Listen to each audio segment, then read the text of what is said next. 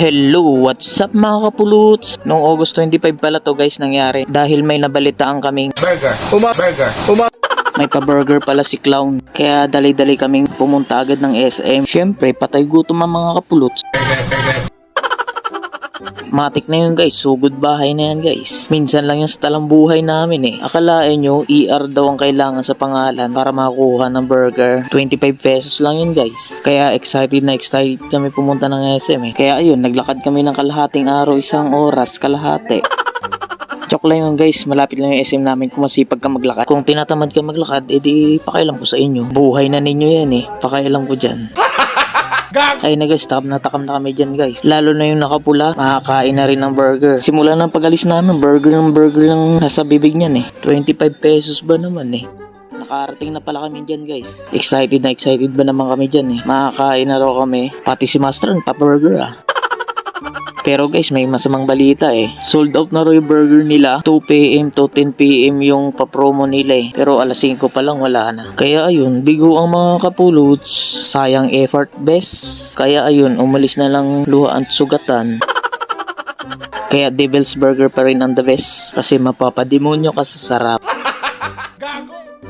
Kaya ayun, ang burger namin napunta na lang sa mami. Masarap pala yung mami na pinunta namin guys. Only rice yan guys. Kaya kung gusto nyo kumain dito, pakialam ko sa inyo. Ay guys, namimili pala sila dyan guys. Kung ano orderin nila, yung cashier ba o yung nasa menu. Ayun guys, nag-aambagan na pala kami dyan guys. Para makakain na lahat. Na-disappointed kasi kami dun sa burger eh. Kaysa idaan pa sa init ng ulo, diba? E di ikain na lang. Mga good boy kaya kami mga kapuluts. Hindi lang halata. Uy, sana all!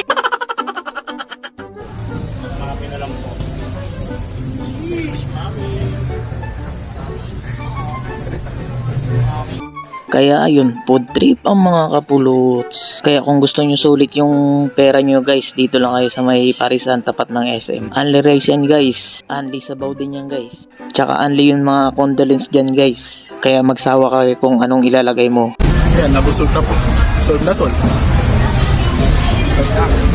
Sold. Alright. Burger.